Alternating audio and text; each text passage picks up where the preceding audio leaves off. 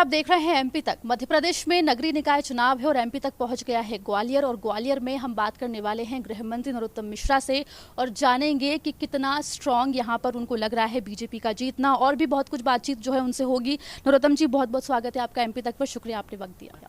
बहुत बहुत धन्यवाद जी। संयोग की बात है, आज आप ग्वालियर में हैं, कमलनाथ भी ग्वालियर में हैं। क्या लग रहा है, कमलनाथ नजर बनाए हुए हैं?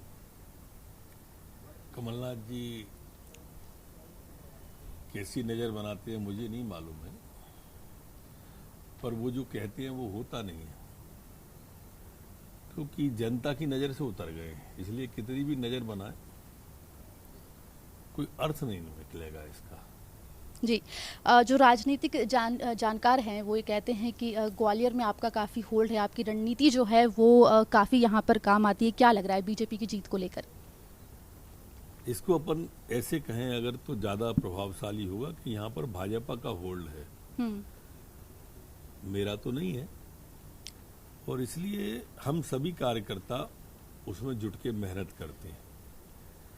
मैं समझता हूँ पिछले 35-40 साल से यहाँ महापौर जब जीता है भाजपा का ही जीता है, बीच में कोई गैप नहीं आया। जब चुनाव हुए तब भाजपा ही आई है और इस बार भी भाजपा ही आएगी। कमलनाथ जी कितना भी असत्य प्रचार कर ले, झूठ बोल ले, जनता 15 महीने में उनके झूठों को देख चुकी है। इसलिए पता नहीं कैसी नज़र होगी अगर वो अपने घोषणा पत्र में उस समय नज़र बना लेते। उन 15 महीने में जब उन्होंने 10 दिन के अंदर किसान का कर्जा माफ करने का 2 लाख बोला था और एक हाथ किसान का कर दिया होता तो शायद 7% लोग मानते। उन्होंने 4,000 रुपये बेरोजगारी भत्ता देने का बोला था, एक हाथ बेरोजगार को दे दिया होता तो शायद लोग मान लेते। उन्होंने बेरोजगारों को रोजगार के अवसर देने का बोला था, किसी भी एक नौजवान को रोजगार दे दिया होता तो शायद लोग मान लेते। एकमात्र हिंदुस्तान की 15 महीने की कमलनाथ जी की कांग्रेस की ऐसी सरकार थी जिसमें वैकेंसी फ्लोट ही नहीं हुई, एक भी वैकेंसी निकली ही नहीं। और इसलिए आप देखोगे कि आज भी वो जो बैकअप चला आ रहा है लॉक बैक का, वो परेशानी का एक सबक बन गया, क्योंकि 1.5 साल वो और 2 साल कोरोना की गए तो 3.5 साल ना उस 1.5 साल की वजह से, और उसकी वजह से एक बड़ी विसंगति पैदा हो गई भर्ती प्रक्रिया में। कमलनाथ का और 15 महीने की सरकार का आपने जिक्र किया। हाल ही में कमलनाथ ने एक बयान जारी किया था जिसमें उन्होंने कहा था कि 15 महीने बाद बीजेपी जो मध्य प्रदेश है उसमें कांग्रेस की वापसी होगी। उसको लेकर क्या कहेंगे? देखिए मैम, इस तरह का बयान उनका पहला नहीं है। जब 28 सीटों का उपचुनाव हो रहा था तब आदरणीय कमलनाथ जी ने कहा था कि 15 अगस्त का झंडा हम फहराएंगे, अगली विधायकों की बैठक सीएम हाउस में होगी। ऐसे ही ये वाली उनकी घोषणा है।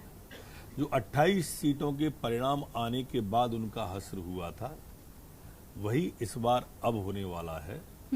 जो उनकी सीएम हाउस की बैठक और 15 अगस्त के झंडे फहराने की घोषणा का हश्र हुआ था वही अब फिर होने वाला है।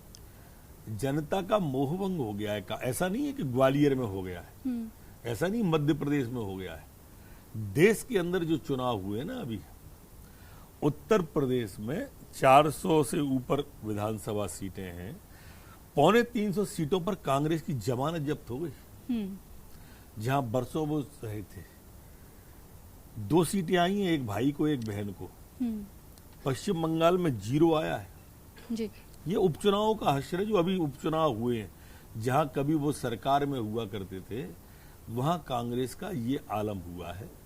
लगभग इनका सूर्य अस्ताचल की ओर है। रही सही कसर महाराष्ट्र की है, वो कल पूरी हो जाएगी। महाराष्ट्र में फिर कल क्या होगा? कल क्या होगा, जो अभी सरकार का सेनापति है उसके साथ सेना नहीं है, जिसके साथ सेना है वो अभी सेनापति नहीं है। एक शरद पवार जी का गुट है जिसकी शिव सैनिक सुन नहीं रहे हैं, और एक कांग्रेस है जिसकी कोई नहीं सुन रहा है। तो कमल का फूल खिलेगा मतलब? देखिए, सरकार बनाने का दावा हमारी पार्टी के नेता ने महामहिम राज्यपाल को कर दिया है और बहुत सोच समझ के निर्णय किया होगा, ऐसी मेरी मान्यता है। और भाजपा की सरकार बनेगी, ऐसा मेरा विश्वास है। जी, नगरीय निकाय चुनाव देखिए मध्य प्रदेश में है और आप ग्वालियर में भी हैं। गोविंद सिंह जो कि नेता प्रतिपक्ष हैं, आपके दोस्त भी, उन्होंने लेकिन ग्वालियर से जीत का जो दावा है वो ठोक दिया कि कांग्रेस यहां से महापौर की सीट ले जाएगी। ये सच है कि वो मेरे मित्र हैं, ये भी सच है कि वो 28 सीटों के उपचुनाव में उन्होंने भी दावा किया था, और ये भी सच है कि वो तब भी हारे थे और वो अब भी हारेंगे। जी, दिग्विजय सिंह को लेकर जो है जो आपके बयान भी आते रहते हैं, दिग्विजय सिंह ने भी आप कहते हैं कि जो कांग्रेस डूबती है उसकी वजह कहीं ना कहीं दिग्विजय सिंह है, लेकिन वो भी कह रहे हैं कि इस बार जो महापौर के चुनाव है, नगर निगम के चुनाव है, उसमें कांग्रेस जीतेगी। नहीं, डूबती है कांग्रेस उसकी वजह दिग्विजय सिंह है, ऐसा हम नहीं कहते, ऐसा स्वयं दिग्विजय सिंह कहते हैं कि मैं जहां जाता हूं वहां कांग्रेस हार जाती है, इसलिए लोग मुझे बुलाते नहीं है। और ऐसी भविष्यवाणी जो दिग्विजय सिंह अभी कर रहे हैं, ऐसी भविष्यवाणी उन्होंने भोपाल में जब लोकसभा का चुनाव लड़े थे तब भी की थी, और 3.5 लाख वोट के ऐतिहासिक वोटों से हारे थे। पिछले चुनाव की बात कर रहा हूँ मैं, ये भी आपको जितनी बातें कर रहा हूँ इसी साल 2 साल की कर रहा हूँ, ज्यादा गैप की बातें नहीं कर रहा हूँ। तो 16 के 16 महापौर बीजेपी के? पिछली बार 16 ही थे, तो इस बार 15 क्यों होंगे? ठीक है। 2023 में सीएम का चेहरा कौन रहेगा? शिवराज सिंह चौहान जी। बुलडोज़र को लेकर काफ़ी जो है सवाल उठे हैं, विपक्ष ने भी उठाया है और तमाम जो लोग हैं वो बुलडोज़र कार्रवाई के ऊपर भी सवाल उठ रहे हैं। साथ ही जो है टारगेटेड है सरकार, ये भी आरोप जो हैं वो शिवराज सरकार के ऊपर लग रहे हैं। जो अपराधी का पक्ष लेगा वो आरोप लगाएगा ना, जो दंगाई का पक्ष लेगा वो आरोप लगाएगा ना। हम कानून के दायरे में रह के काम करते हैं, अगर कोई कानून तोड़ेगा तो सरकार अपना काम करेगी, कानून के दायरे में करेगी, और जरूर करेंगे, आगे भी करेंगे। जी, अमित शाह आए थे भोपाल, आपके घर भी आए थे, देश के गृह मंत्री हैं आप, मध्य प्रदेश के गृह मंत्री हैं, कोई संदेश देने की कोशिश यहाँ पर बीजेपी के द्वारा? नहीं, हमारे नेता केंद्रीय गृह मंत्री हैं और सदैव उनका सहयोग मुझे रहा है, और निश्चित रूप से उनका मैं शुक्रगुजार हूँ, तहे दिल से आभारी हूँ माननीय अमित शाह जी का, माननीय जेपी नड्डा जी का, कि वो आए मेरे आग्रह पर। कमलनाथ लगातार जो है वो सवाल उठाते रहे हैं, कांग्रेस को लेकर तो आपने कह दिया, लेकिन कमलनाथ कितनी बड़ी चुनौती आपको नजर आते हैं निकाय चुनाव के लिए भी और 23 के चुनाव के लिए भी? क्योंकि जिस तरीके से आपने शिवराज सिंह चौहान का नाम लिया, कांग्रेस एक सुर में जो है कमलनाथ का नाम ले चुकी है। कमलनाथ का कांग्रेस एक सुर में कभी ले नहीं सकती है। अभी रीवा गए थे तो अजय सिंह नहीं थे उनकी मंच पर, अगर वो खंडवा जाएंगे तो अरुण यादव नहीं होंगे उनकी मंच पर, भोपाल के कार्यक्रम में माननीय पचौरी जी नहीं रहते हैं उनकी मंच पर।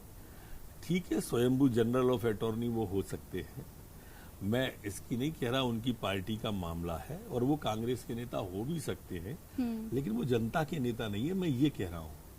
मैं 2 बातों में अंतर है, जनता का नेता होना और कांग्रेस का नेता होने में अंतर है। राहुल गांधी, सोनिया गांधी कांग्रेस की नेता हो सकती हैं, जनता की नेता नहीं है। जनता के नेता माननीय नरेंद्र भाई मोदी है, जो वैश्विक नेता बन के उभरे हैं। आपने भी 2-4 दिन पहले विजुअल फुटेज देखे होंगे किस तरह से अमेरिका के राष्ट्रपति जी से उनकी भेंट हुई है, बाकी लोगों से भेंट हुई है। भारत माता के माथे को विश्व में गौरवान्वित करने का काम अगर कोई करते हैं तो नरेंद्र भाई मोदी है, और इसलिए आम देश की जनता की आस्था है उनके अंदर। एक वो व्यक्ति है जिसने एक बार बोला कि लॉकडाउन तो पूरे देश के चक्के थम गए, उसने कहा कि थाली बजाओ तो लोगों ने बर्तन तोड़ लिए, उसने कहा दिए जलाओ तो लोगों ने दिवाली मना दी। ऐसी आस्था आपको किसी नेता के प्रति मिली नहीं होगी आजादी के बाद जैसी मोदी जी के प्रति है। बाकी आप कमलनाथ जी, राहुल जी कहाँ बात करते हो, कहाँ राम राम, कहाँ टेटे। जी, जिस तरीके से आपने कहा कि कांग्रेस जो है वो एकजुट नहीं है, लगातार आपके और शिवराज सिंह चौहान के बीच में भी जो है ठीक नहीं होने की बातें जो हैं वो आती रहती, उसको लेकर क्या कहेंगे? बात तो आप कुछ भी कर सकती हो, आपको कौन रोक सकता है, फ्रीडम है, डेमोक्रेसी है। लेकिन आपने मुझे पूछा और मैंने एक क्षण में जवाब दिया कि हमारे नेता हैं वो, इसमें आपको कहाँ कोई एक क्षण में मैंने विचार भी किया था क्या? नहीं। आपने पूछा क्वेश्चन उलझाने के लिए था, पर कितना सुलझा हुआ जवाब दिया मैंने। ठीक है, उदयपुर में जो घटना हुई उसके बाद मध्य प्रदेश में क्या कुछ निर्देश आपने दिए और आपको क्या लगता है किस तरीके की कार्रवाई इस पूरे जो घटनाक्रम हुआ है उसके ऊपर होनी चाहिए? लोमहर्षक घटना है, हृदय विदारक घटना है, पीड़ादायक घटना है। ये तुष्टीकरण की राजनीति का परिणाम है राजस्थान, कि तालिबानी संस्कृति की तरफ जा रहा है राजस्थान। जो कट्टरपंथ की बातें हम कभी पश्चिम बंगाल, केरल में सुना करते थे, वैसे कट्टरतंत्र और दहशतगर्दी हमने राजस्थान में देखी। जैसी हम कश्मीर में देखा करते थे, वैसी हमने राजस्थान में देखी। ये कांग्रेस की सरकार के कारण से, तुष्टीकरण की राजनीति के कारण से है। गहलोत जी के सरकार के टाइम में जिस तरह के दंगे हुए और दंगाइयों ने जिस तरह से एक आस्था के लोगों पर, हिंदू धर्म के लोगों पर हमला किया है, ये बहुत पीड़ादायी है। इस मुख्यमंत्री जी को रहने का एक क्षण भी अधिकार नहीं है और इस्तीफा देना चाहिए। जी, नरोत्तम जी, काफ़ी लंबा वक्त आपको राजनीति में हो गया है, 6 बार आप विधायक भी रह चुके हैं।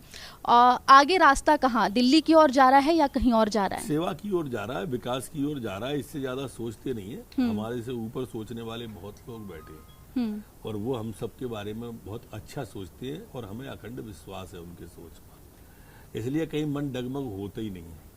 अपना काम करे चलो, संगठन गढ़े चलो, सुपंथ पर बढ़े चलो, भला हो जिसमें देश का वो सब काम तुम किए चलो। ठीक है, बहुत बहुत शुक्रिया नरोत्तम मिश्रा जी, आप जुड़े एमपी तक के साथ। और देखिए यहाँ पर गृह मंत्री नरोत्तम मिश्रा जो जुड़े थे और 16 की 16 जो नगरीय निकाय की महापौर की सीट है उस पर जीत का दावा, और बिल्कुल जो है कांग्रेस को कहीं से कहीं तक टक्कर में नहीं देख रहे हैं। आप देख रहे थे एमपी तक। नमस्कार।